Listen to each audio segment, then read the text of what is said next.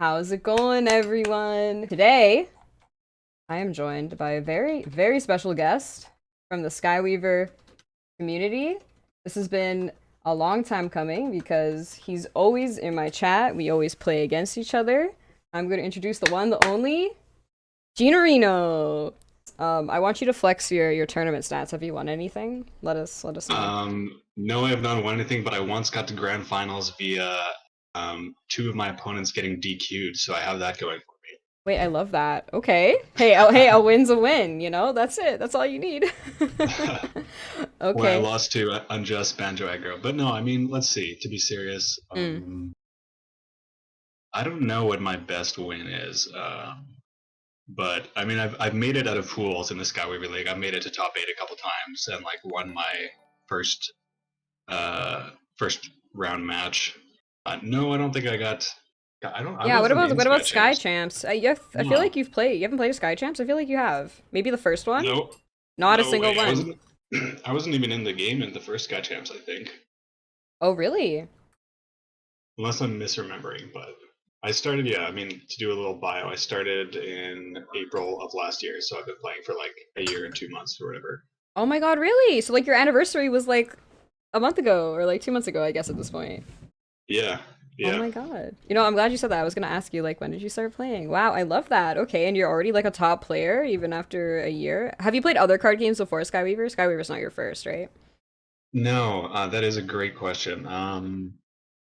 I've played a bit of Hearthstone. I'm trying to go all the way back. Like, Mm-hmm. I mean, Skyriver, of course, is a digital card game, and those have only been around for so long. But as a Right. kid, I played like the typical Yu-Gi-Oh and Pokemon cards. Mm-hmm. Mm-hmm. I actually didn't play Magic, which is like I feel like it's missing, like a missing part of my life. Like everything about me, I should have been a Magic player. Like I love games like these, but Really? Okay.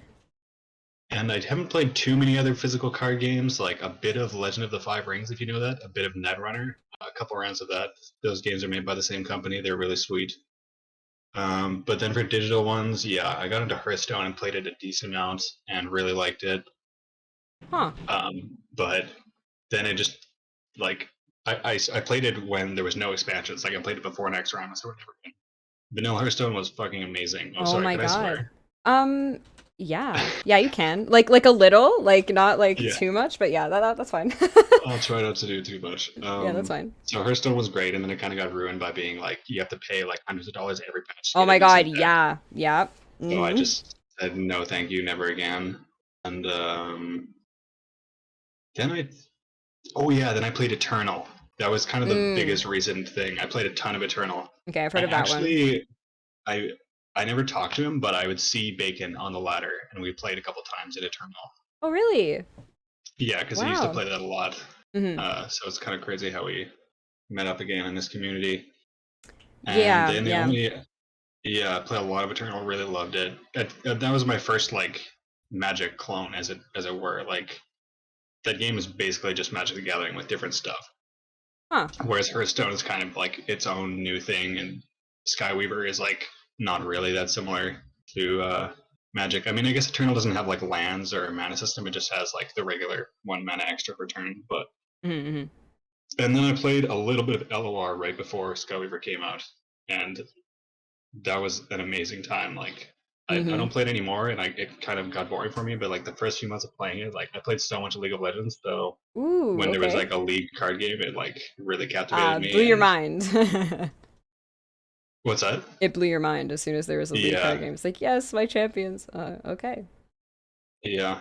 And the system in that game is really unique. How you like put forward attackers and all that stuff. Mm-hmm.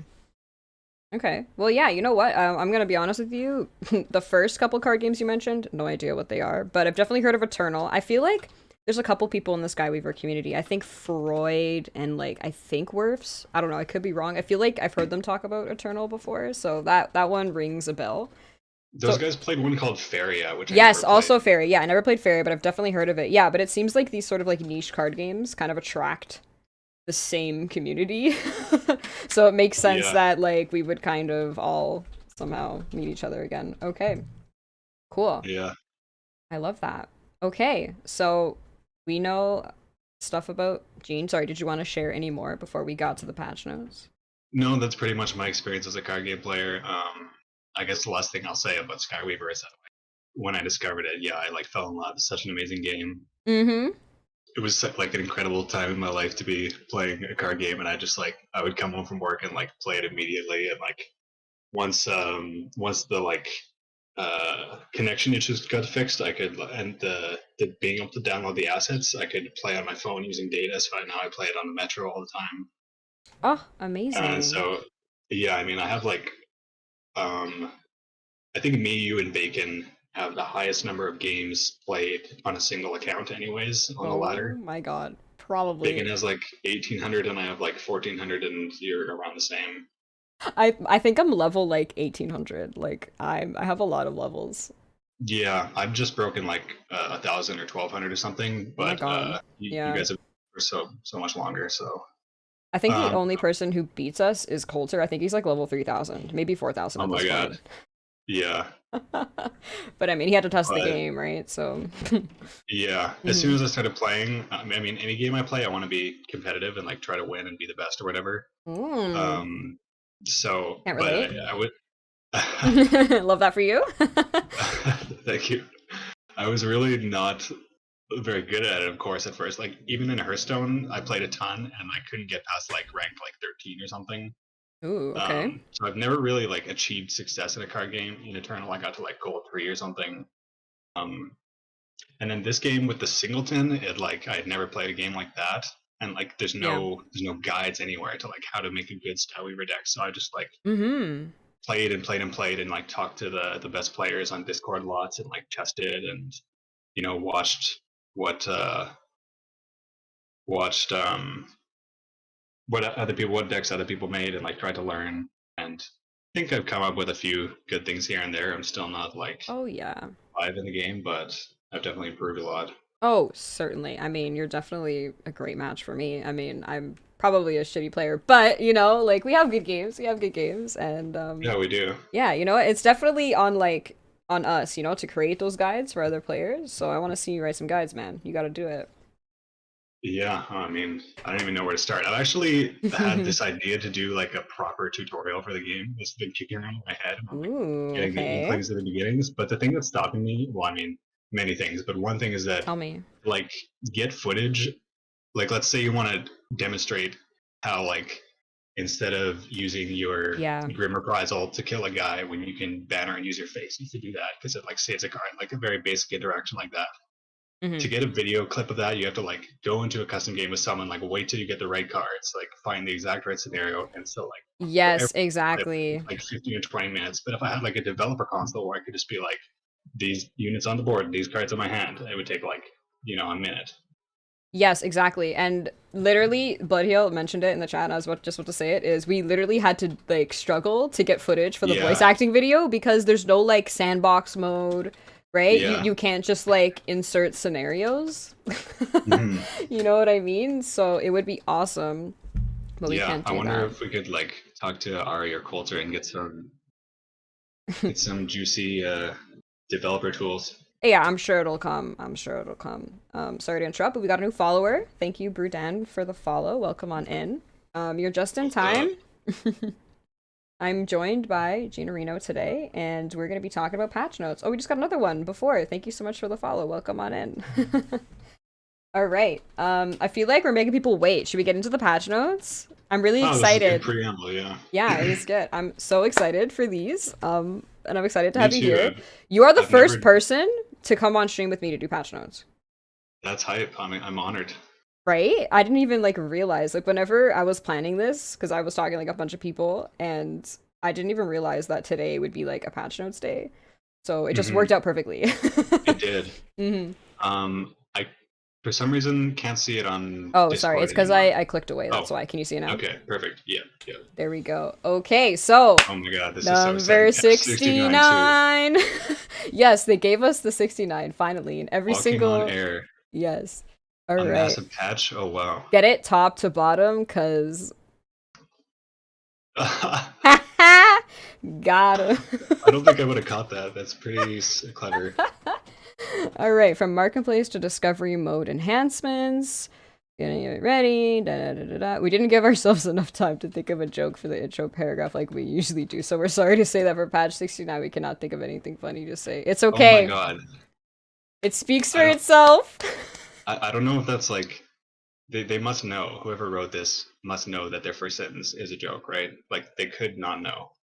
Well, you didn't know, so maybe they didn't know. Who knows? Okay, so walking on air. So I'm guessing there's going to be changes to a lot of air cards. I don't know. All right. Okay, wait, you have to read every word they say out loud. Oh, I do. I literally Yeah. never do that. I'm always like, don't care, don't care. Okay. No, it'll be better. All right, fine. This patch, we removed casting requirements for all non-targeted spells and removed many casting requirements on targeted cards. Sorry, my brain is trying to process that. What does that mean? Oh! Yeah. You can just always cast cards even if they don't do anything. Before it would do it so that like new players wouldn't like waste their cards, but Yeah, I'm about to say that would still kind of suck because especially like when I play on mobile, my finger slips all the time, so I feel like I'm definitely gonna screw up a lot. But it's really nice because for things like Hantaro, when you want to target your own like units with silence or whatever, if the enemy doesn't have one or whatever, like you know what I mean? Or if you want to like silence an effect that's worth silencing, like or getting rid of like on Rage Cage, for example, getting rid of the flames with something that you can't normally target. well, Hantaro's a bit of a niche thing because like they changed it a few patches ago.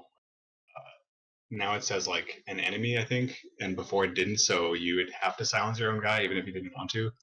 But this is more for like spells that like need something, um, and yeah, like I mean, like the examples are showing, like Ether Whale with a full board, like cards that hit units when there are no units. Right. Okay. Yeah, Ron pointing out it's good for Inspire. It's also good if like there's only a few cases where this will affect anything, but like Mhm.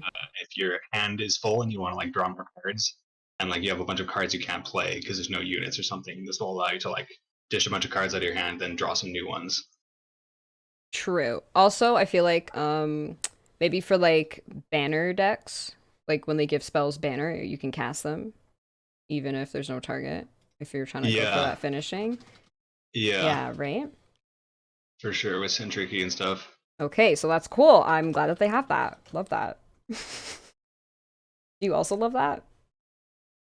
I mean, yeah, I Okay. guess it's good. Like I'm pretty indifferent. I'm kind of glad when I was learning the game, it wasn't this way because I probably would have like made a lot of misplays or whatever. But Oh, for sure. Yeah. um, I think it's probably better for the game overall. Like it's gonna affect like a tiny percentage of games, but like for people who are like knowledgeable enough of the game to use these mechanics, it'll help them, and I think that's good. Exactly. Okay. Awesome. All right, moving on. Update 1, Test Marketplace. Throughout final testing phase, FTP, love that, we've been monitoring the Skyweaver Market to inform how we should proceed when the economy is live. FTP serves as an excellent testing ground for us to determine the best adjustments we can make in favor of a sustainable player-owned economy. When FTP launched, we supplied the market with 10 copies of each silver card and no gold cards. Moving forward, we'll supply a larger number of silvers to the market.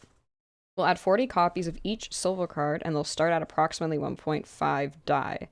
We will also supply the market with some gold cards. Oh, cute. We'll supply 25 copies of each gold card as they become available in Conquest. Remember, only 8 different gold card selections can be won each week via Conquest. These golds will start at 10 die. Supplying the market with gold solves the issue some of you have been having when interacting with the market. Now you'll be able to sell and buy gold cards. Horizon does not generate any revenue doing this. We'll share a detailed blog post explaining exactly how the market works in the near future. Okay. My only Okay. question for that is, I guess it's only for the test. Okay, I'm about to say, I don't think they're doing that when the game actually launches, though. Yeah, I wonder. Because I think that's kind of against what they're trying to do. Yeah, um, I mean, the more the the more the crypto stuff and like the ownership and the gold cards becomes part of the game, the less I'm involving myself with it. I like at the start, I was like, this is pretty cool. Like I can't wait for this to become like real. And then Hmm. like now I'm just like I don't play as much as I used to, and I'm just really into like the game and the mechanics itself. Yeah, yeah, I really like don't care for this either. I'm a free to But play player, always will be, so yeah, all right. okay, this is freaking huge. I just read the first paragraph. Go ahead.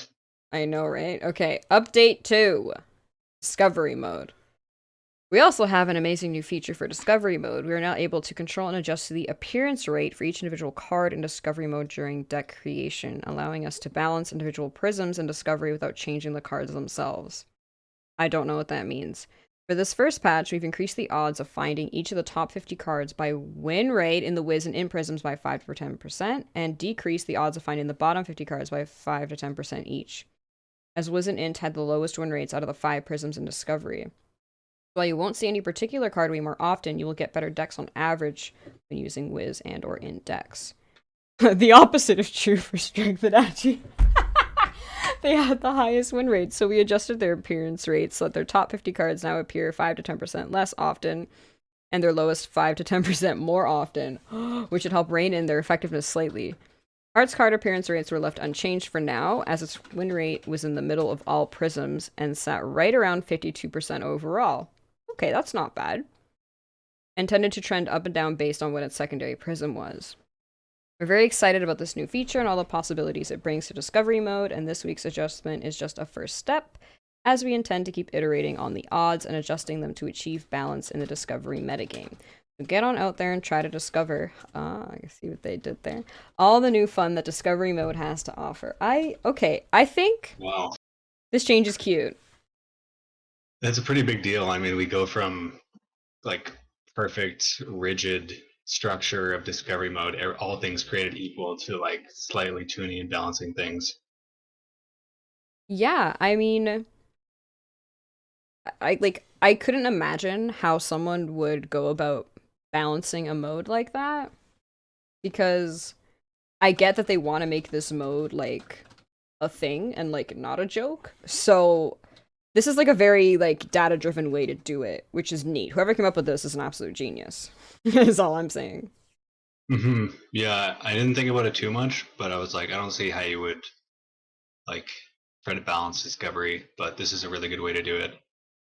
I might play Discovery more often. I used to play it a lot when I first started playing, but then as soon as I like understood Constructed, I was like, screw Discovery. Yeah, me too. And then I had a little bit of a phase a couple months ago where I went back to it after Conquest came out. Yes, But what's your exactly. favorite discovery hero to play? Um, I don't know Or because you just go random, you play all of them? I random on occasion, but like I used to love mono strength, but then I feel like yeah, I have to be in the mood for mono strength because you either win fast or you lose fast, right? Like strength is Hmm. super volatile like that. But Yeah. lately I've been leaning more into mono agi. I find it's a little bit better than mono strength sometimes. Hmm. Because strength has like not a lot of removal, so if you get like decent cards, then you can pretty much roll. So, and occasionally I play Fox in Discovery, so I usually hover around the strength agi. Right. Yeah, I Yeah. mean, those are the strongest ones, as it says. Well, it's probably that way because I'm inflating the win rate. But what about you? What do you play Discovery? I play Mai. I love Ant and Discovery. And when I Mm. first started playing the game, I was a Mai main. I never played anyone else in Discovery or Yes, Constructed. yes. Oh my God. Whenever I think of your name, for some reason, my just like pops into my head. Oh, nice. That makes me happy. No, it really does. Like literally, whenever I used to first play against you, it was always my always. Hmm. I remember that. Yeah, no, it's true. Agi Int, super fun in Discovery. Yeah. Okay, so Discovery. We like it. Improvements. Let's see. On mobile, tapping the hero drop down in the play screen will now open the hero picker sidebar right away instead of showing the hero details. Hero details can be accessed by long pressed. I didn't even know that was a feature to begin with. If a card is not available in the marketplace, adding a deck with that card to your cart will no longer prevent purchasing that deck. Instead, unavailable cards will be clearly marked and you can purchase all the other cards. Okay? The number of unique gold and silver cards you own is now displayed on your profile next to the total number of gold and silver cards. Thanks, Josh Stardad. Hey! Oh Wow, my the god. shout out. Yeah, that's my boyfriend. Oh, I'm so proud. Yay! Yeah, you're famous. Okay. I don't know. I don't think you have any thoughts on these improvements, do you? I still don't understand the first one. Yeah, I know. I don't either. Like, a lot of these improvements I never, like, interact with, so, like, I don't know. I don't know. Okay. I think I kind of get it, but I mean, just doing it once will make it clear once I open it on my phone. Well, there you go. Okay, changes. Remove casting requirements. We already know this for all non-targeted spells, and removed many casting requirements on targeted cards. Even if the card will do nothing, you're now allowed to play it. This enables advanced plays involving inspire effects or cards that look for other cards in the graveyard. Okay, love that. Cards with after triggers will no longer resolve their effects if they die or leave the field in between their triggering event and the resolution of their effects. This change affects the following cards: Plane Ranger, Queen of Jacks, Fly Guy, Dark Adept, Soul Guide, Leonidas, Curious, Trapper Keeper, Cloud Guard, Arcoloth, Guru, Minstrel, Amaroth, Inspirator, Archivist, and Rocket. I don't really understand what that means. Does that mean... Well, yeah. I mean, for Plane Ranger, like, let's say you Mortal Blow it, then does it do its trigger? No. I feel like that hasn't been a thing for a while, though. Yeah, that's what I kind of thought for with Plane Ranger too. But Queen of Jacks definitely did that because I won a Trigger. game off that. Someone played, I think it was Titanic. Yeah, someone played Titanic against me. Oh, yeah. And I had a Queen of Jacks down. And then after the Queen of Jacks died, it still summoned a bee and it killed the Titanic. The hero? Oh, the Titanic, okay. Yeah, because it didn't die, but it lost enough health that the bee killed it. That's a good example. I mean, I think that feature should stay because I won the game off that, but... So yeah, then with like Fly Guy, it wouldn't put Hex on it or... Yeah, exactly. No, I can see how that's like tricky because the way things resolve in this game sometimes isn't super intuitive, so I think it's good that they kind of address this. Yeah, because like as a new player, like intuitively you would think that like something that's dead can't make this effect happen. Exactly. So good change. Good change. Okay, we love that. And before we go on, I wanted to see Anti-Ben's message. Wants to hear some gossip about Skyweaver. I know, I saw that too. So I would love to chat about stuff like that and specifically talk to Anti-Bans and like see what he thinks about the game and stuff. But I think we should finish these patch notes and maybe we can do that after. I might get canceled. I got called one of the nicest persons in the community, so I feel like that might tarnish my reputation. Oh, well, now that you have that title, you can do whatever you want. Oh my god. You're tenured. Oh my god, yes, tenure. I like that. Okay. Okay, maybe we'll do the after hours special. We'll do that. Okay, so no more thoughts on the changes. Good changes. Okay, bug fixes. Fixed a bug where washed away would have no effect while Geode was in play. That's hilarious. And honestly, bug fixes are both my favorite and least favorite part because it's like a lot of these bugs I don't even know exist, but some of them are really entertaining. Like that's entertaining. I want to see that happen. That's hilarious. Fixed a bug where trigger icons on a unit would incorrectly flash when that trigger failed to resolve. That I've seen many times. Fixed a bug where the action history would incorrectly show that a unit triggered when that trigger failed to resolve. That I've also seen. Fixed a bug where the action preview was leaking information about the opponent's hand. In practice games, hell yeah, I've seen that too. Fixed multiple bugs involving Icy Touch in the marketplace and library. I don't know what that... What, could people not trade this card? I don't get it. Okay, fixed a bug causing the Skyweaver sign-up screen to be scrolled partially off-screen. That's annoying. Fixed the price and fees calculation, showing the wrong number when selling cards. Fixed a bug where Righteous was not dusting units when killed at the same time as them. That I didn't notice. Decks and graveyards now correctly show the green glow when you hover over them. You can see the top card of the graveyard by mousing over it again. Okay. Alright. That's good. I hope I mean, I don't use Righteous. I haven't actually played a match with it in a long time, but I've seen people complaining about it a lot. And so I hope it just always dusts, even because it says when killed at the same time. But right. I think it might have been having problems even when that wasn't the case. So we'll see. Yeah, I feel like I've definitely heard people complain about that for a while, but also when not dusting units when killed at the same time. Doesn't that technically fall under this change, though? Or is that unrelated? Yeah, that's a bit of an interesting case, because, like, they kind of die at the same time. That's what I'm saying, right? So technically, if the card still has an effect, if it dies, then technically, according to this, it should no longer resolve. Unless I'm misinterpreting something. But you get what I'm saying? Yeah, for sure. The resolution somehow is lowered, so it's a bit blurry to read. Between their triggering... What does that say? Between their triggering event and the resolution of their effects. Yeah, so the triggering event is something dying. Well, yeah. I don't know. But either way, I think it's better for Righteous to, like, dust things when it trades, because, like, it's not an amazing card, and it just kind of needs every little edge it can get. Okay. All right. Yeah. Fair enough. Okay. Well, I don't know. I guess we'll see. We'll raise this question to Mr. Baker and see what he thinks.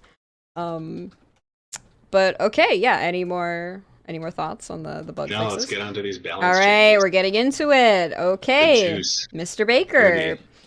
Oh, 30. Okay, that's not bad. Last time was like 49, so that was a lot. Okay. Hey everyone, welcome to patch 69. In addition to the exciting new discovery weighting system we implemented, we've got a number of constructor-driven tweaks this week, though not quite as many as we saw last week, as the meta has been looking considerably more balanced. So this week is focused more on tweaking some underperformers, tuning down a few overperformers, and trying some small reworks to a few cards that were really unused, which should open up some new options in the meta. So let's take a look. Okay. I feel like Coulter's in the room with us. He's taking us on the journey. Okay, so I'm gonna click on it, and then we're gonna scroll down. So, oh, Baker just arrived! Welcome on in, Coulter Baker! Alright. I'll be careful what I say. Ooh, Firesight! What happened to Firesight? One of the best draw cards in the game. My favorite. Deal 2 damage to target ally! He made it targeted! Wow. Let's go! A small buff to a card that honestly was doing fine in the stats, even in higher level constructed, but this makes it a bit simpler and more versatile, allowing you to use it to pop a left position unit death effect, or okay, that I butchered that whole fucking sentence. Or target your hero to avoid burning your right position guard units. I love that. And do you want to know why I love this? Because he got rid of lifesteal on Trailblazer. So I feel like this is a perfect compensation for that. Oh yeah, that's true. This is attached to Trailblazer as well. No, this is a big change. Like, this card was already really good. I ran it in most decks. I ran it in every deck that had fire cards. I mean, every deck. Yeah. It's 2 costs, draw 2, and like, I mean, sure you have to do 2 damage, but like. Well, like, who cares? You're getting 2 bloody cards. It's in line with everything else, right? Any card that you out of deck, you take 1 damage, right? Like.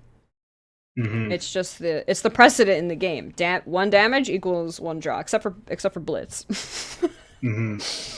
Yeah. I know, like, I never thought this card was super strong, but I was like making a deck with Freud once, and he said he basically puts it in every deck and says it's an amazing card. So that's his opinion. He's quite good, but this definitely bumps it to a very, very good card. Well, yeah, we have to listen to God, right? Like, his word is gospel. So no, but like, honestly, like, I feel like this card single-handedly is probably why Fox is so strong, because between agility and strength, there's so much like targeted elemental draw. You have you have Ether Mask, you have Light Ranger, you have Lao Sensei, you have the hot dog, like Crystal Cash, exactly, right? Like there's so much targeted draw for elements. which finds Treasure Chest, which is a great draw card. Exactly, right? Like it's just bread, butter. Like it's just perfect. And this is nice for popping a death effect or something. Yep. 100%. Elder Woods, literally any death effect. Oh yeah, this is good. I was gonna say I can run this in Zoe, but it's on Trailblazer, so can't remember. I don't think Trailblazer's in the Zoe deck I have right now, but Mhm. that's another way to pop a fungi or something. Oh my god, yeah. Uh-oh. Okay, you gave me ideas. Alright, what's next? All right. Oh, I like that. Yes, take control. What's next? Okay, Burnout. Draw 4. That's your deck. Okay, a bit of a scary buff here to a card that has been seeing next to no play and had a bad win rate. Is drawing 4 for 2 cost good enough to justify nuking the remainder of your deck? In my opinion, it should be, but we'll have to see. This is pretty sweet. I like just buffing underperformers just by making them better, and I mean, this is what you do to Burnout. You just make it give more cards. That's it, right? Yeah, I have no thoughts on this card because Yeah. it's still useless to me.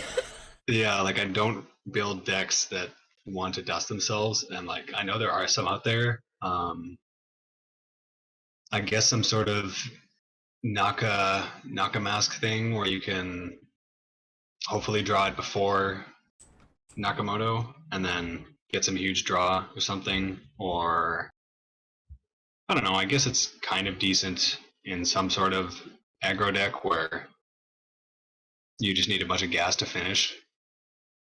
Yeah, Yeah, for burn decks. yeah, for Maybe sure. I'm underrating it honestly, like but it Mhm. just feels so weird to put a card in your deck that gets rid of all your other cards. I agree with Bleakomens. I have too many trust issues to use Burnout. I agree. 100%.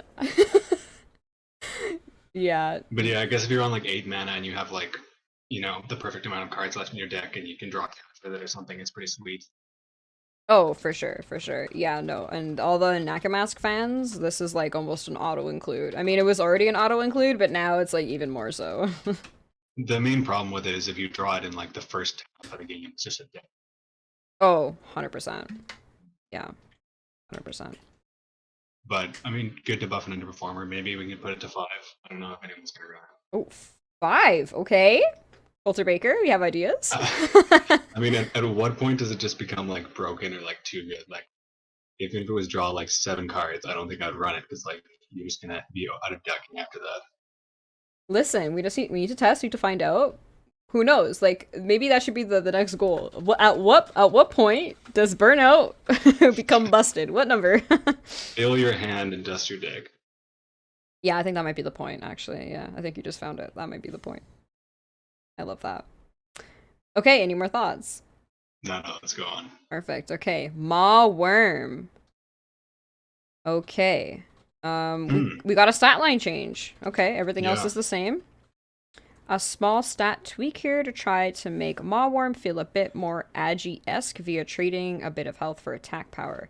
Still feels a bit odd, but I like certain outliers existing in Prisms, like this in Agi and Bloodhunter and Heart. They help give life to unconventional builds.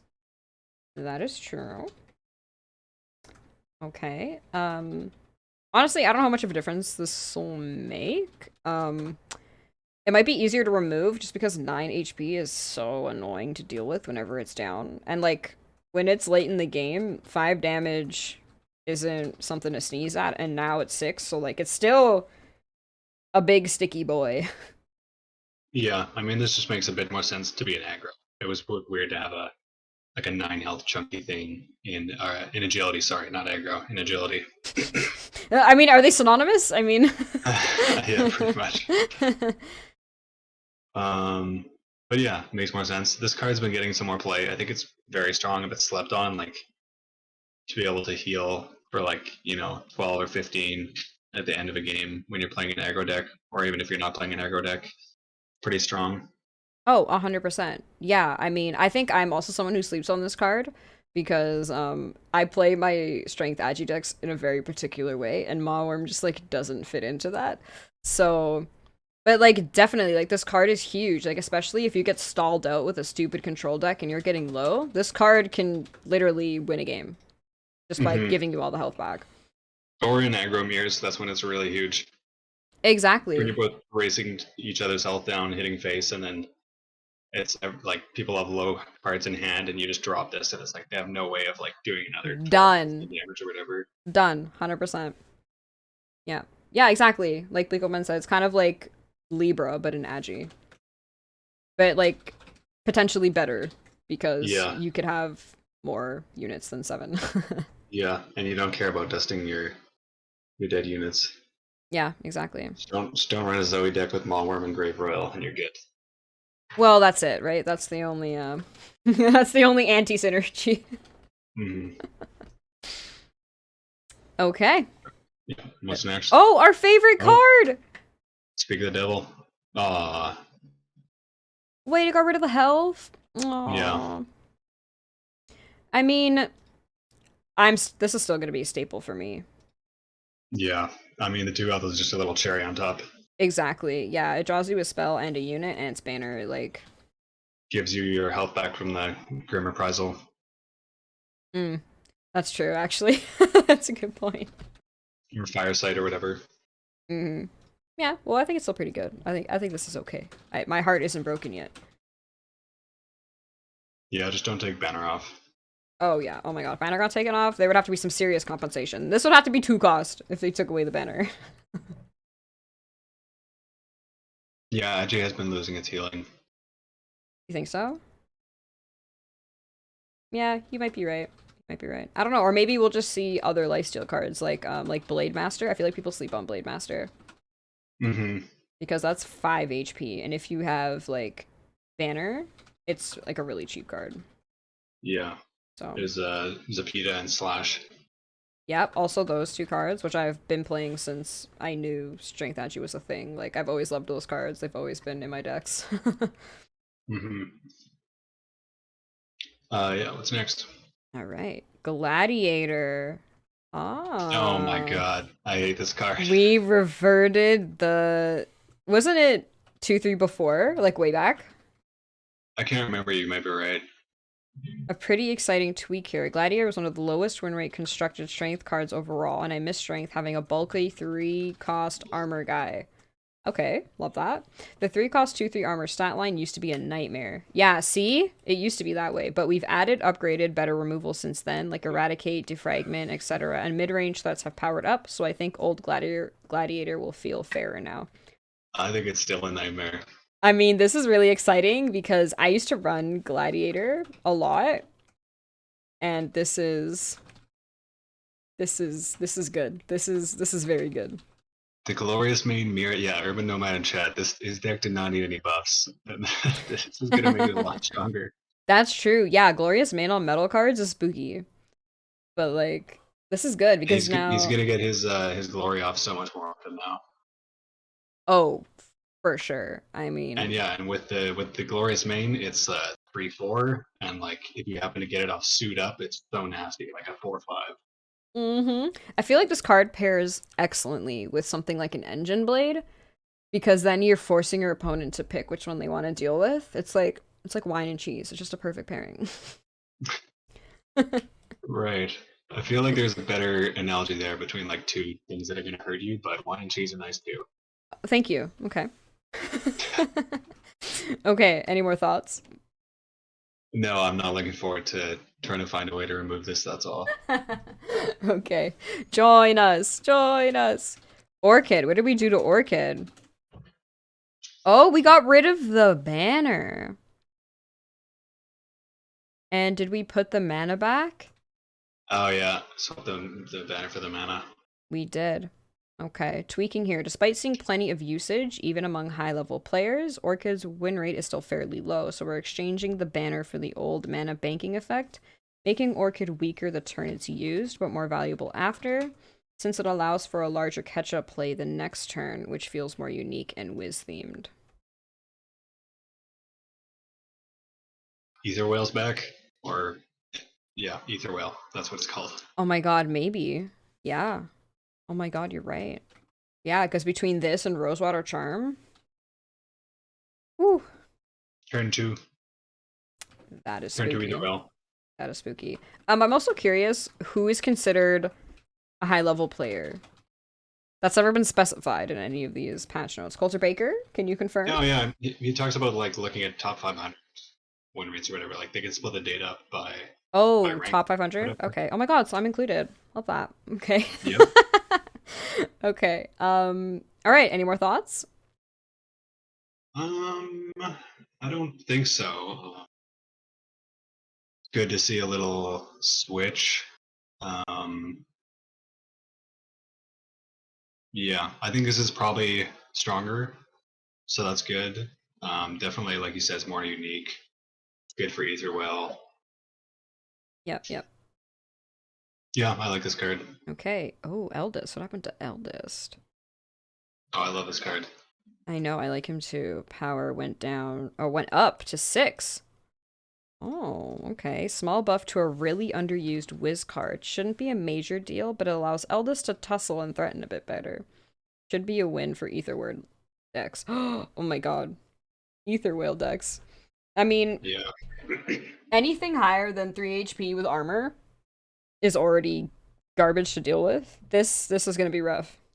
Yeah, this guy's a beast. This guy is a beast. Like, It's got some of the coolest art. Like he's kind of made from like the same Soulforge metal stuff, but then he has like branches. Like so it's like a mix of yeah. nature and like something forged. Yeah, it's almost like an Ent, but like a metal one, like a magma Yeah, Ent. it gives me Dark Souls vibes or like Bloodborne vibes or something. Oh, okay. Love that. Whenever I see any hint of fantasy, my mind goes to Lord of the Rings like immediately. But we'll accept Dark Souls. We accept.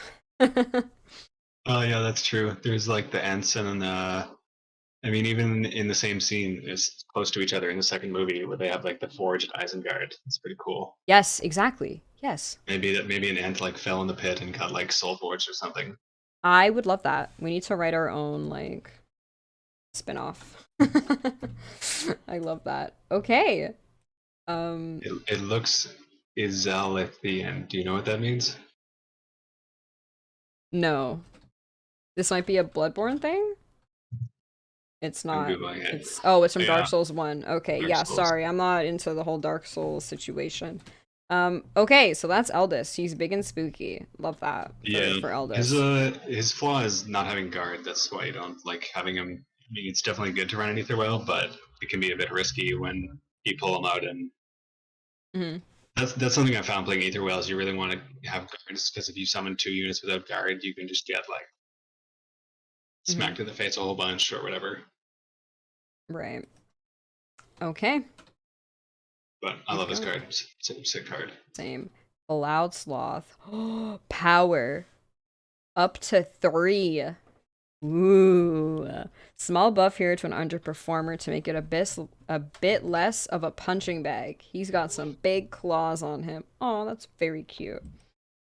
I like that a lot. And here's why. In my like banner combo deck, I use Cloud Sloth.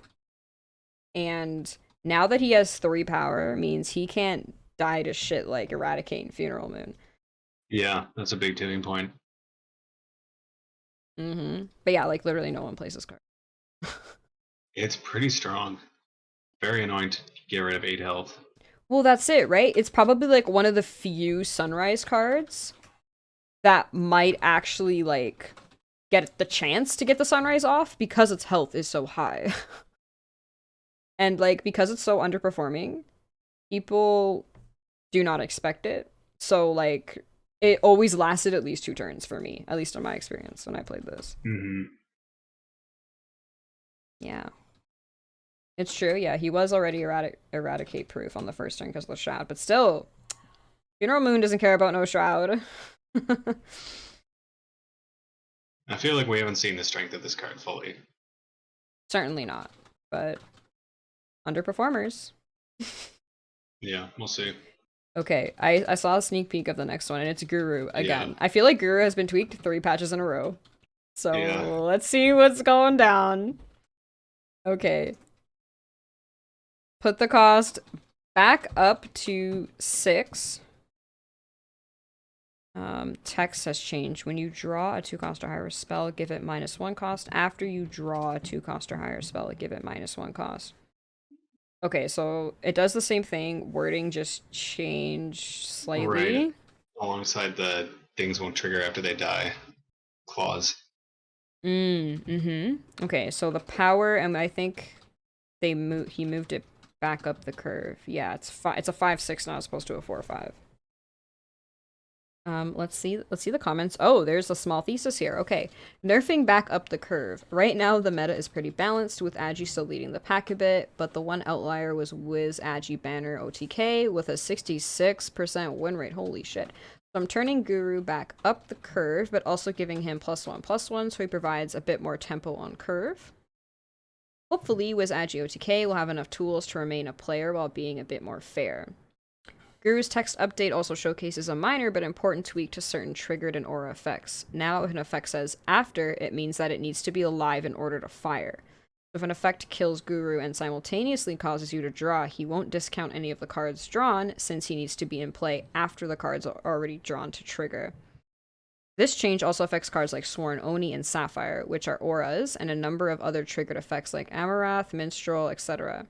However, some cards like Vishava and Soul Shepherd use the language when instead, which means that they are able to trigger if they die alongside other units, likely from a board clear, etc.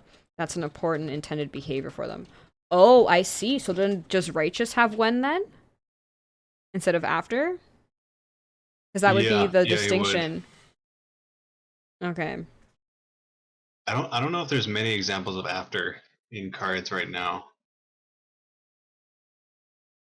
Yeah, well, I think we'll find out. Yep, right as a when. See? Okay, thank you, Baker, because before you got here, we were curious about that when we read the, Okay, so now that is, like, very confusing to new players, because now it's when, after, who, why, what, like...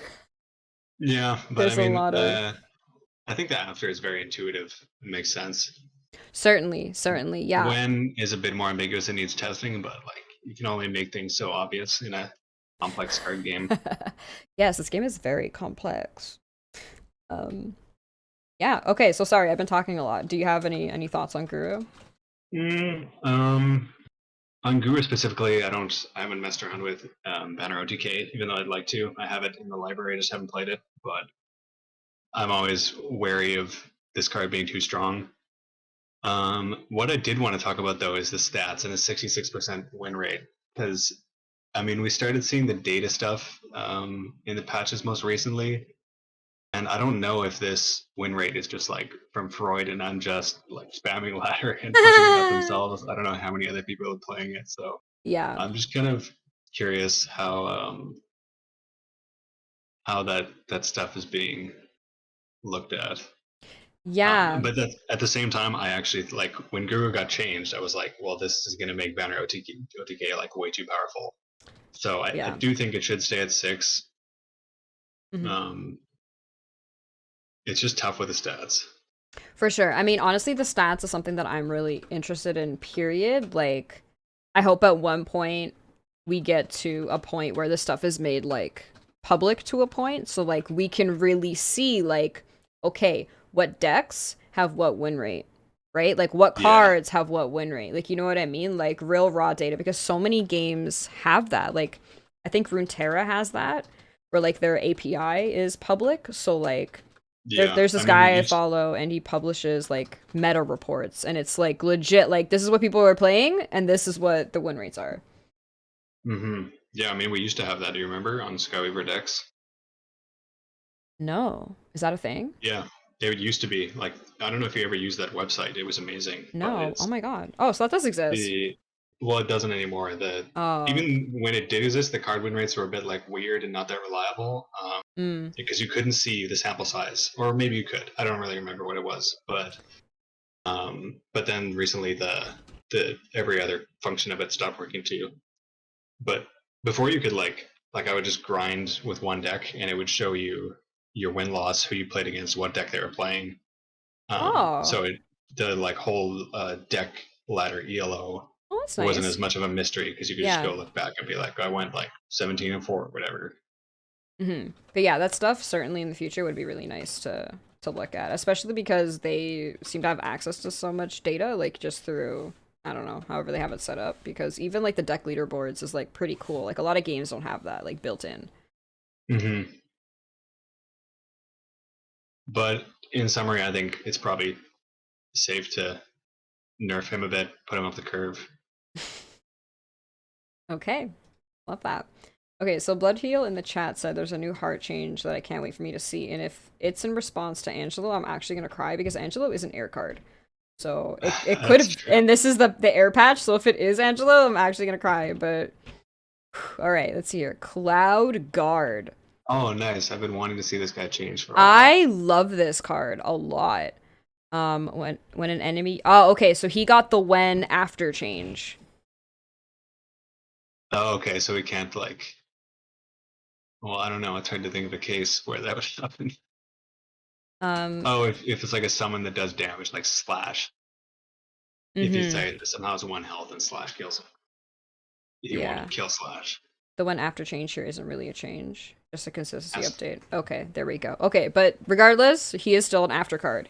He is not a win card. And he got 1 more HP. He's up to 6. So wait, before I'm confused. Based on what Colt was saying, before, even without this change, if he was dead, he couldn't do the attack. I think so. So I think it's just a wording update for consistency. Oh, okay. Right. Just a wording update. Yeah, because I think that just already happened, but the word didn't reflect that, so. Okay. Yeah, and we love consistency, because we're going to be proofreading all these cards, Culture Baker. Yeah, but I mean, good change. This is what he needs, because, like, when you see this card, you just, like, start dropping down some stuff, and it kills itself or whatever, so.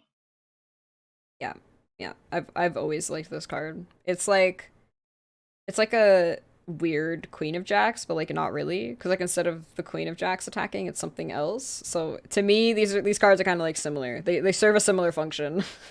I've always thought it would be cool to run in a hand buff deck, so you could get it to like a 4/7 or maybe even a 5/8 or whatever. With like makes it much stronger. With like a minstrel mulligan moment. Maybe Bill, maybe okay. Yeah, not both of those though, because that's 3 prisms. No, not both of those, but yeah. Okay, there's ideas. There was something else I was gonna say about him. Oh yeah, so strength has been getting a bunch of buffs to its mid-range beaters. Like I played a game with Putto the other day, and it just terrorized me. Like I had a bunch of wither cards. Oh my god, yeah. And that dude has lifesteal now, and it's like he hits you in the face for 4. He's got 4 health. He's got guard. I mean, that's exactly. Yeah, we're gonna start seeing more of that. That's exactly like the problem with metas in general, is because, you know, metas are specifically around certain cards. So whenever people whip out a Cloud Guard, a Puto, and you're like, I wasn't expecting that. Right? Like, that's how new players get you, man. They play the shit that you don't expect, and then you're like, shit. Yeah, exactly. Yeah. Okay.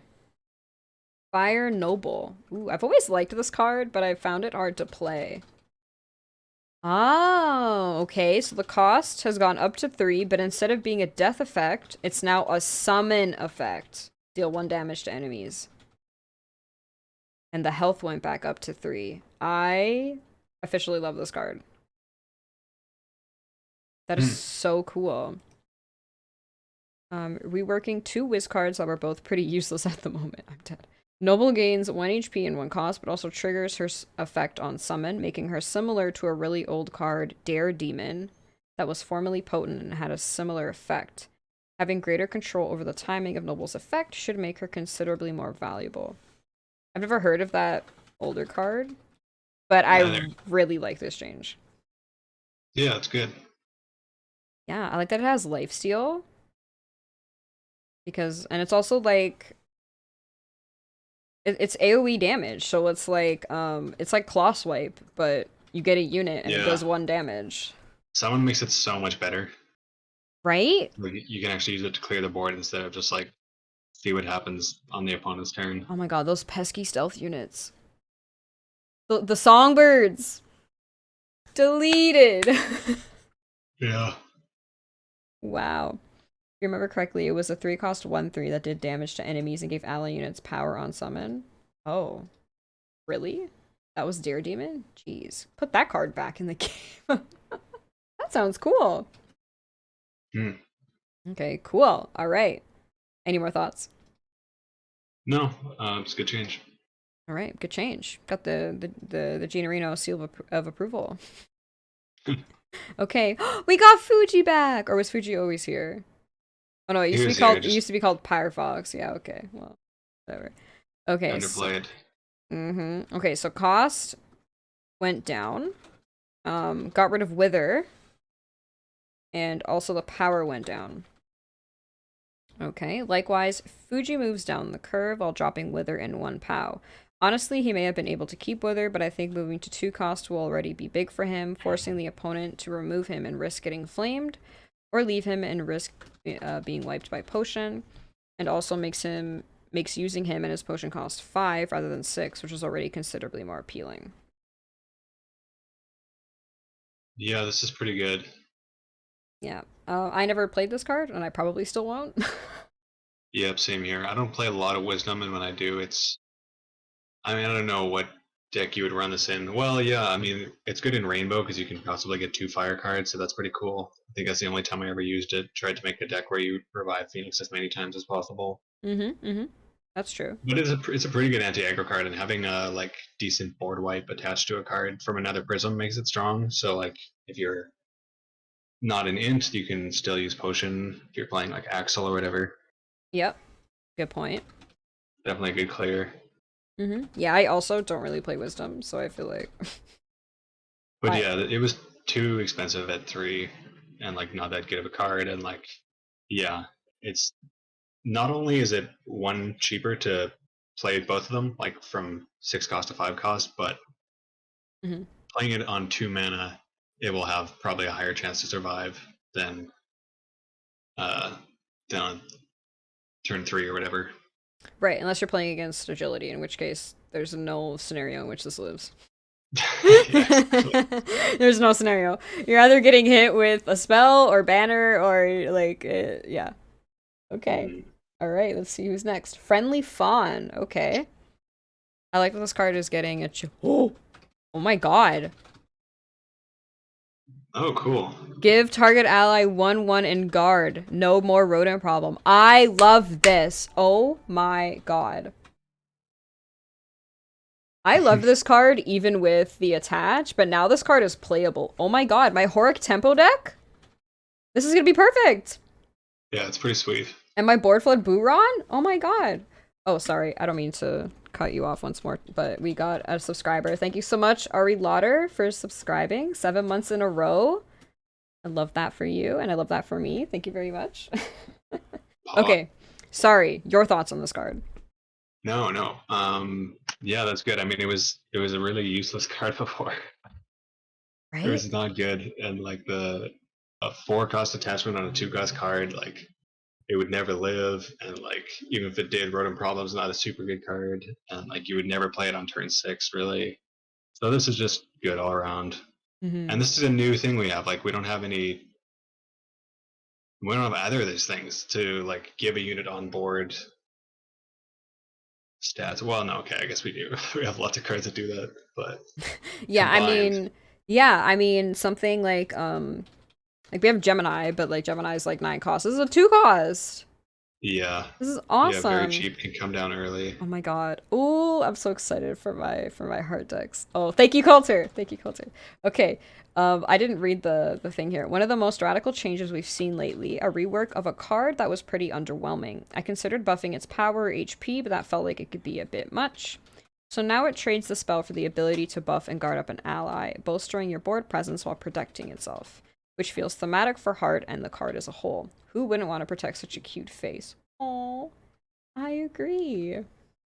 Yeah, and the stealth and the lifesteal is good. That helps makes its like relatively weak stat line better. And the other cool thing I like about it is early on the +1/+1 is going to be good. Sure, the guard's going to be good too, but like +1/+1 is more impactful early than late, just because of like scaling or whatever, right? Exactly. Plop this on our brand new Gladiator. Oh yeah, for sure. But then late game, when the stats aren't as useful, the guard can be much more useful. Like I've noticed playing hard decks where you get no Bubble Golem trigger on like Mm-hmm. Hydrex or an Undragon, and it's just Mm-hmm. like extremely strong to like add guard to a huge chunky unit like that. So Yeah. even if you draw this later, it's the guard is still going to have a lot of utility. Oh, okay. Giving us the big brain analysis. This is what my patch reviews have been missing. Yes. No, I'm so excited for this card. I love this card. Oh yeah, now it has the flavor alongside Forest Heart to +1/+1 buff stuff. Oh, okay. That's very good. I love that. Yeah. That's like so true. Wow. I'm very, very happy. Yeah, those are All my right, only thoughts. So let's see what's happy. next. Ooh, grubs. Okay, so now nothing has changed except for now it has stealth. Small buff. Grubs was really underperforming, so now it starts with stealth, making it slightly better if it fails to consume any keywords. Should be a minor but impactful buff, especially when it consumes armor or banner. That's a good point. Hmm. This is a cool card. I like it. It's got cool art. I've never really tried to run it though. It's generally pretty underwhelming, but this might help. No, I actually like this card a lot. I used to play it a lot. But the thing is though, because Heart has so many like staple cards, it's kind of weird to play it in like a Heart deck or even a Strength Heart deck. But Yeah. but I mean, especially when you're playing against other decks that need a graveyard, dusting units is always great. And it snatches their Hmm. traits. Like I have won games because I snatched like the one more damage I needed from it getting banner. Like you know what I mean? Like it has Yeah. its moments. I don't know if stealth will be enough to bring it back, but Hmm. It's hard early too. Like it's just so dependent on what cards your opponents played. I mean, I guess if you were thinking about it from your side, like I don't know what low cost units there are with 2 keywords, but maybe something like I guess Cube Junior doesn't have stealth anymore, but honestly, armor is the best one. So if yeah. you have a bunch of armor units, then you can run this and like steal armor off one of your dead units. Grub's favorite fruit is Mekarai. Yeah, exactly. It's true. Right, right. Banner armor. That's it. Yeah, that's it. Yeah. That's pretty good. I'm Mm-hmm. thinking of other ways to make it better and just like increasing the turning up the dial if it like dusted 2 from both graves and could just like dig for even more keywords. But I think this is a good Ooh. place to start. That would be mean. I feel like dusting the top of both graves, like 2 cards from both might be nasty, but 2 cards for one maybe would be Yeah, interesting.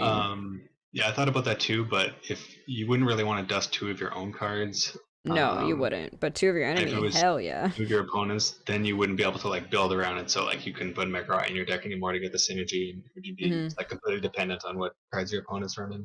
Mm-hmm. I just realized Beetle is now the best card for this to dust. Mm-hmm. Oh my god, true. Gets I think, every freaking keyword except yeah, for I think Coulter banner. mentioned that in the patch when he changed Beetle. He was saying this is Grub's food now. Mm, okay. All right. Okay, so maybe we gotta add more dark cards to the heart shenanigans instead of keeping it like fire and earth. All right, what's next? Bloodwater. Oh, I don't play this card. oh, what? Oh, Ret- never mind, never mind. Return your dead water units to deck. Draw 8 water cards. Now this only returns your dead 1 cost and higher. Draw 8 water cards. Um, wait, that's So it went weird. from units to cards to returning. Oh, okay. I was gonna say like 1 cost. I was like, what? So it doesn't put mana potion back? I'm confused. But okay. Oh my god. Now it's just cards. Oh no. Yeah, so it would return your units, but then draw units and spells. Oh And now it no. does both and both. Oh, I hate that. A particularly exciting change here. Floodwater was really underperforming and barely used, so I brought back some of its old ability to recur spells. The 2 main problems with that effect in the past were that it could recur mana potions flasks for combo decks, and you could potentially loop 2 floodwaters together for infinite value. Ooh, that's rough. By limiting the recursion to 1 cost and higher cards, that means mana spells will not be recycled, and currently it's nearly impossible to create 2 floodwaters, so that looping potential should remain limited at best. Can't wait to see what impact this change can make. Okay, when you say nearly impossible, you know someone's gonna find a way. But wow. Okay, so do you put this card in your My deck, or no? I've never played with Mai, but I've been playing a couple patches ago. I was playing a Mira deck a lot with it. Oh. When I ran in tournaments a couple times too. But I don't think this is really for that deck I was playing. It wouldn't be a buff because I was all about the units. It was like a glorious main water deck, and so I just wanted the units back. And like late game, it was like both people were out of fuel, and you just want to like drop down all your units. But I mean, it's not necessarily a nerf. Like, lots of good water spells that you might want to get back. Okay. The weird thing is I can't remember ever getting a mana potion back on my hand. I didn't realize that was a thing, so I guess I always had enough water cards that it wouldn't get them.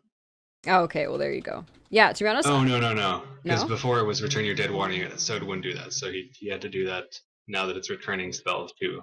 Right. Yeah, exactly. Yeah, I was gonna say I never noticed that either, but then I realized, yeah, okay, that makes sense.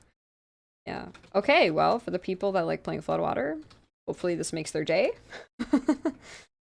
Yeah, I'm sure someone will come up with some crazy combos. Mm-hmm. Okay. Ooh, another Orion change. What did we do? Oh, I was hoping this card would get changed.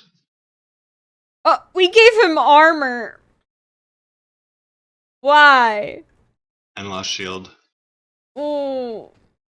I mean, it's a fair swap. If this thing had shield and armor, that'd be so bad, but oh no, why do we give Orion armor? I'm really glad to see this changed because it got hit pretty hard, and it's a really unique and cool card. And from what people have been saying, it's kind of lackluster. I haven't used it myself, but I have a feeling this might not be enough. But I guess we'll see. I mean, armor on 3, that's like perfect. And now it also does set all, as opposed to just yours, which is also that was kind of nice. Wow. I feel like it might need to be in some form where it's on 6 cost.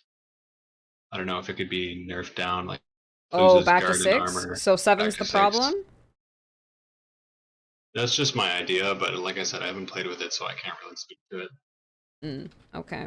Yeah. I feel like I played with him a lot. Like whenever whenever Int first came out, I played with him a lot, and then I kind of like stopped playing with Int. But then whenever, because I feel like for a while he was kind of hard to make work. I just think Control was too powerful. You never had a board anyway. So like cards like this were just like impossible. But now it's so much easier to have a board. Yeah, so I started, it was really weird. He's a weird card where like since I started playing, there was like no decks that ever used him. He was never played, and then Bandrago came, and like he was suddenly like an OP broken card out of nowhere. Well, that's it, right? Yeah. Well, hey, got armor now, so we'll see what happens. Any more thoughts? No, I'd like to see it adjusted back to a place where it's strong. It's a unique design. It's a cool card. Yeah, I don't know. My gut feeling is it needs to be lower on the card to be more effective. Okay. But lots of other ways to change it too. All right, Dr. Vile, another change to Mr. Vile here. Yay! Ah, the power went back up to 3. Okay, I think only dropping 2 vials is really balancing. Okay, I think that's fair. Yeah, like kind of the thing I said in my tribute last time was it got nerfed a bit too hard, and just some small tweaks and reversions would be nice. So that's really good to see.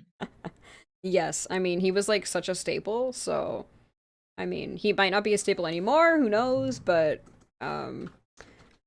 it was certainly annoying to have 3 power of lifesteal, but. I guess we'll have to deal with it some more. Maybe in a few months we can get him back to 3 vials in exchange for 1 power. Oh, okay. So we'll swap that around. Okay. All right. It was so nice to have the like 3-3-3-3 on him though. That's true. That's true. It was a bit too strong though.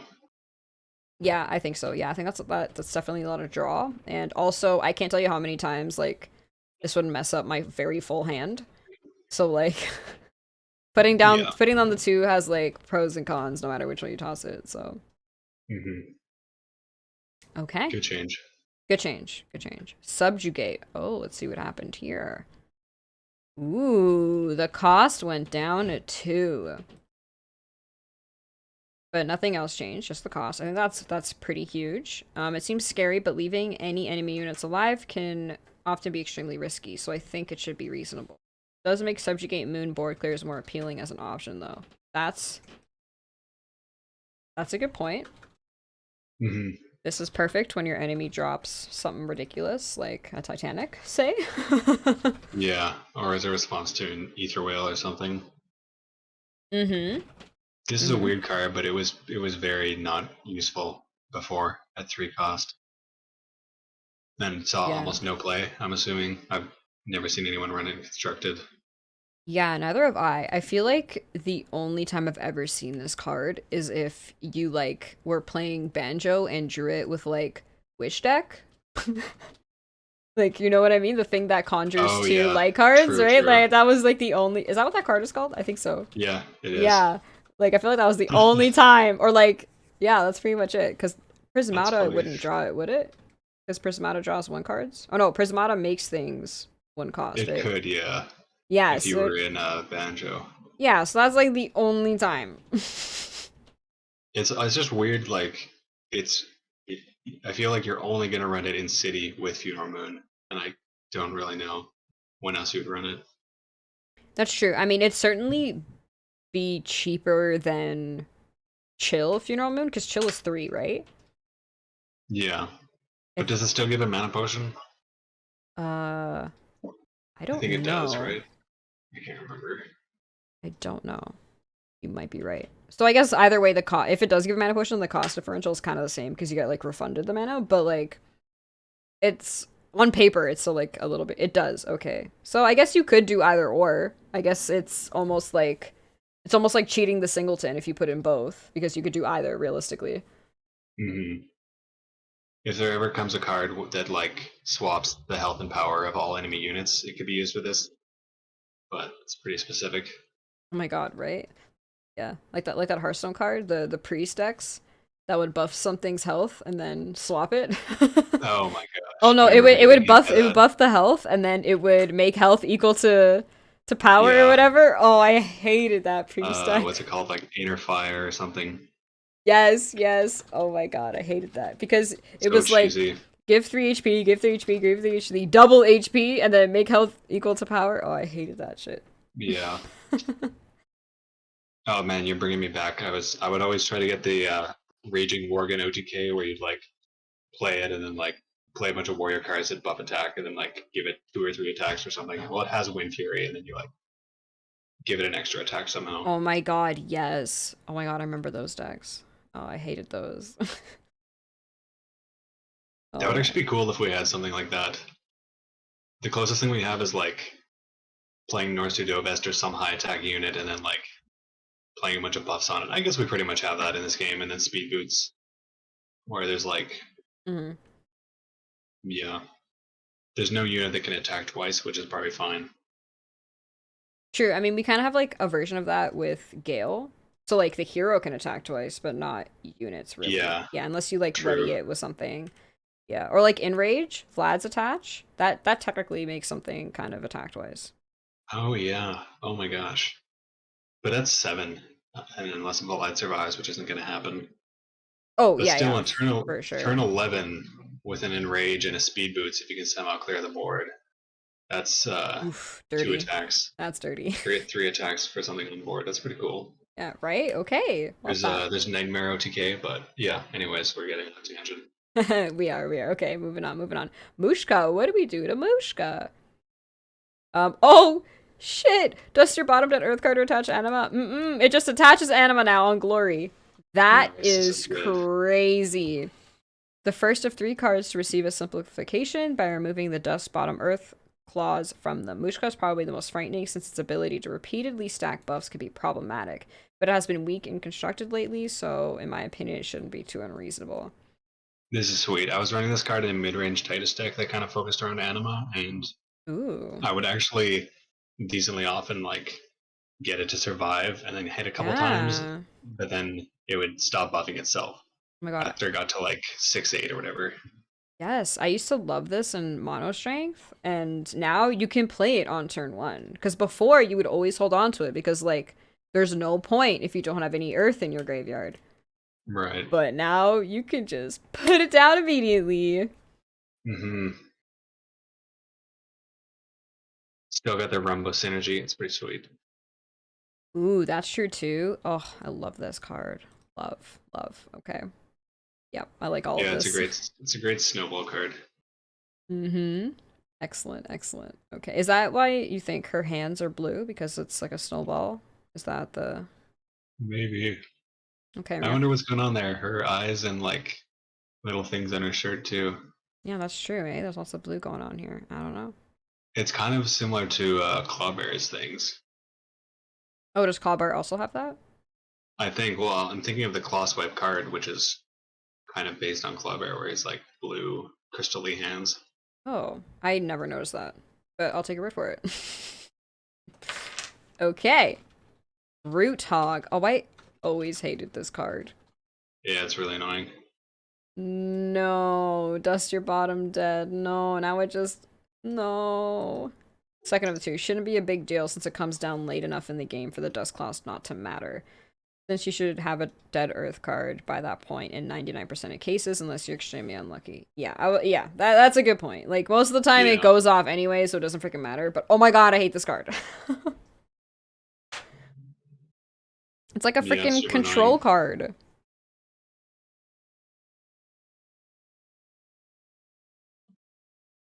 I hate it. Those are my only thoughts. Oh, is this the last card here, Earth Spike? Like, that gets rid of the claws as well? Yeah, it is. Yeah, that's a good one.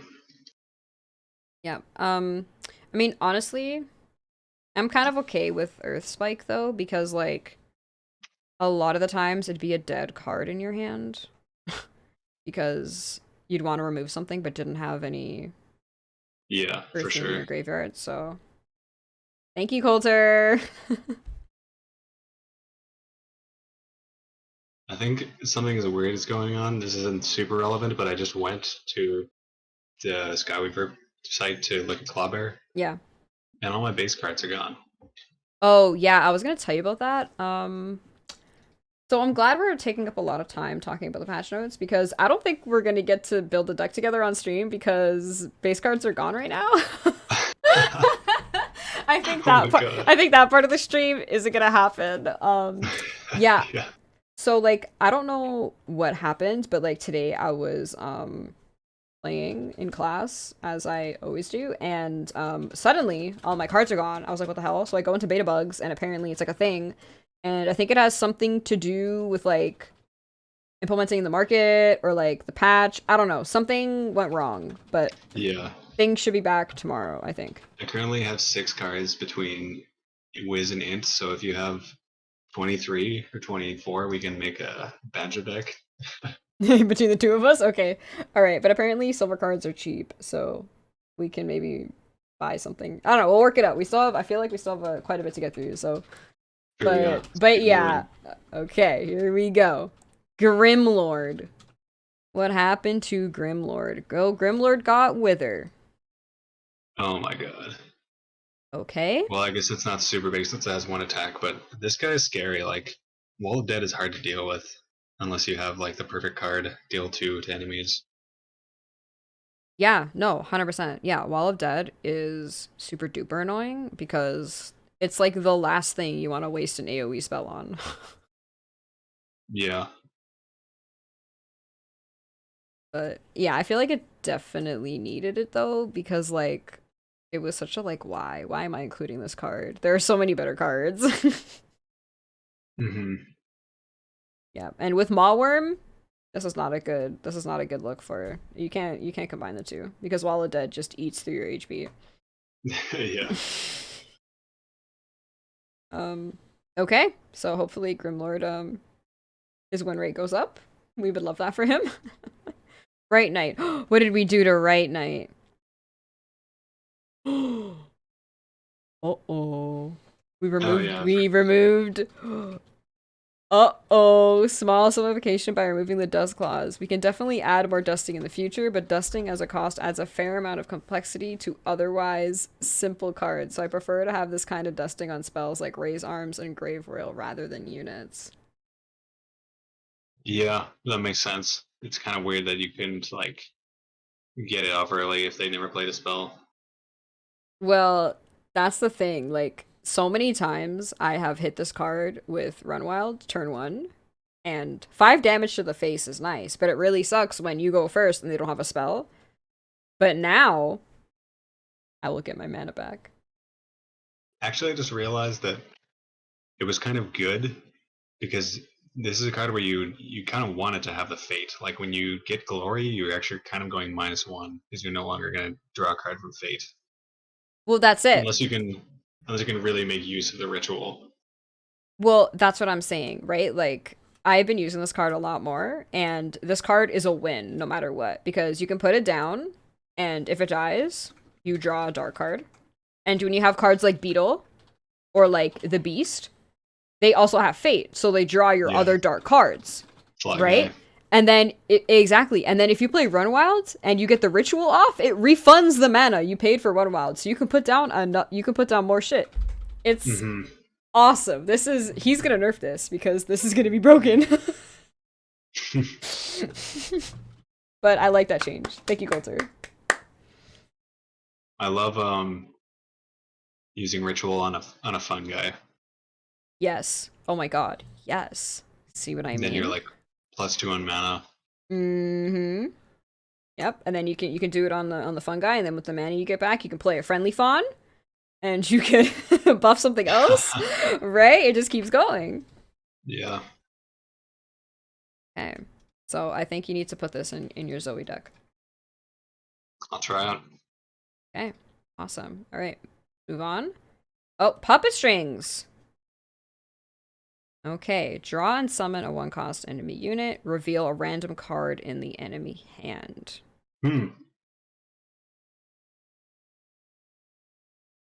Interesting. Yeah, I know. Like it. I know there's been a lot of talk about this card in the Skyweaver Discord. Yeah. Yeah, so have you been involved in that? What are your thoughts on that? I never said anything, but everyone's right. Like it's a terrible card. You don't want to play it. Because yeah, most of the time it's like doing them a favor by. I mean, yeah, like no one ever main decks it, so it's just attached to Puppet Master, and by like that turn in the game, deck effectiveness of a 1-cost unit is reduced, so you're thinning their deck of a card. Right. And like lower deck sizes are good, like we know that, right? Like you get more consistency from less cards. So when you use puppet strings, you're essentially telling your opponent, like, you know what, you can build a 29. That's a good point. That's a good point. But not having changed anymore is good. And the reveal is pretty cool and good. I like the theme of it, how it's like controlling something from behind the scenes, so you get like additional information or something. Whoa. Okay. I think that's what he's going for. Damn, well, I didn't even think of that. Okay. That's a good point. Who's pulling the strings behind the scene, you know? Yeah. Start talking about the government and stuff. Yeah, this is us, and this is Coulter Baker. Coulter Baker is the hand, and this is us. Exactly. The Mirror Weavers. Oh my god.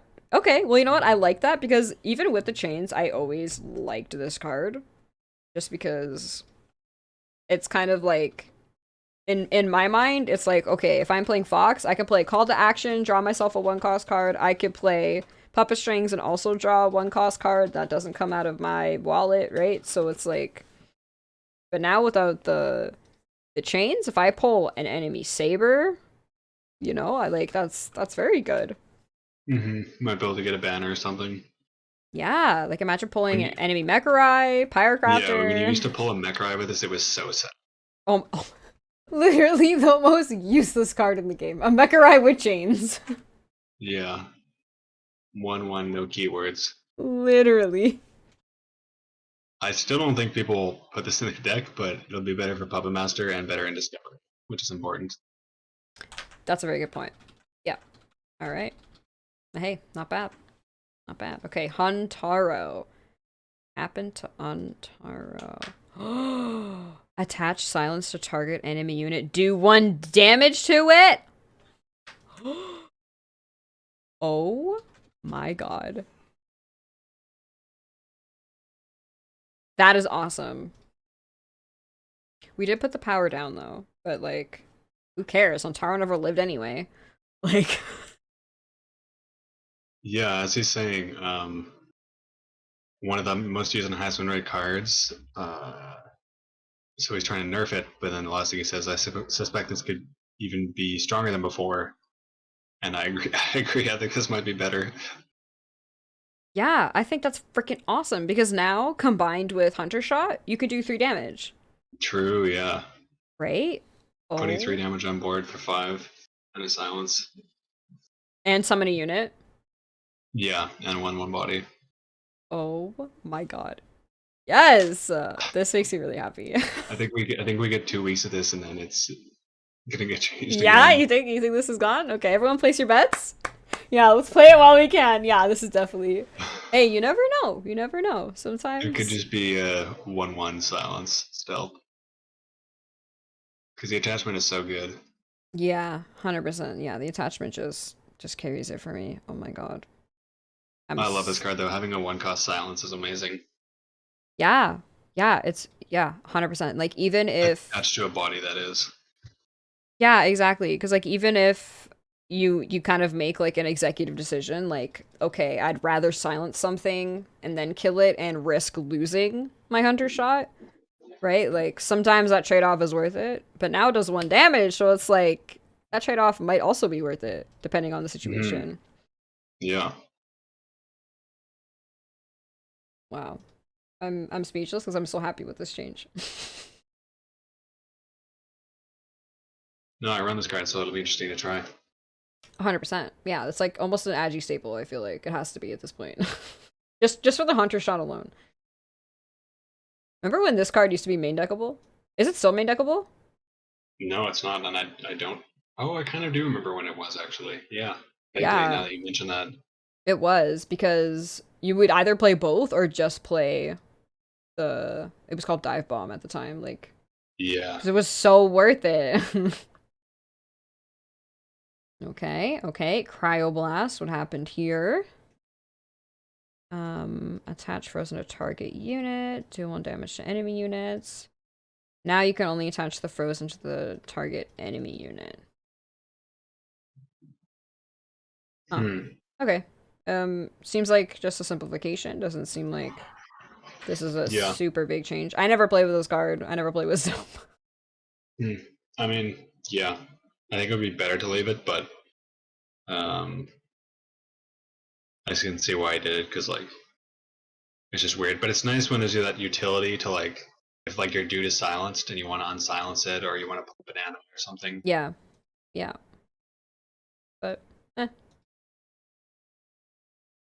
okay, Nimbus. Uh-oh. This card always scared me. Yeah, I haven't gotten terrorized by it, but it seemed like it always had potential. Right? Okay, so the cost went up. Oh, we gave him the old 1-cost banner treatment. Moving up the curve to take subjugate slot while gaining banner. In the case of Nimbus, it's more than just a 1-cost and a banner, though, as it's intended to keep his theming with Int's other spell modifiers, Sparky and Infuego, who both have the keyword they grant to spells. Should make him a bit more impactful on his own via granting double banner with his attached Hush. Yeah, that's pretty sweet. I love that. Okay, we should make a strength int deck that has all of the spell modifier cards. Okay. Oh, we got one more. We got Anti-Mego. Oh, I love this card. Do you? Okay. Oh, no longer dust. Simplification akin to Right Knight. No longer has to consume dead cards to apply flames. This is free flames! Nice. Oh my god. I never played with this card because I always thought it was weird, but like, Yeah, whatever. I only ran it when I was a noob. It was like in one of my first few mind decks. Mm. And I remember somehow getting like a big mana burn on something and like killing a unit for like 7 damage. I don't know if that attachment's still in the game anymore, but I feel like it was like Cosmicon and it's like attached judge thing. Who plays that card? It's hard to remember. I don't remember. I'll look at it. Yeah, it's Sanctuary. It's 2 cost now, but I don't know. There was some unit back then that had a really expensive attachment that someone played in. There's some niche cases like that, but you can Mhm. also play it on the hero. Like if a hero has like a wall of dead attached, you can do 6 damage to them for 1. Really? Yeah, I didn't or like know a flame that. sword or whatever. Yeah, it's pretty cool. Oh. Someone mana burned my comment. Oh, that's Oh a yeah, good that's a good one. point. Yeah. Ooh. That's rough. Damn. Okay, all right. So this might see some play in some cheeky index. Okay, okay. Ooh, Cinder. What happened to Cinder?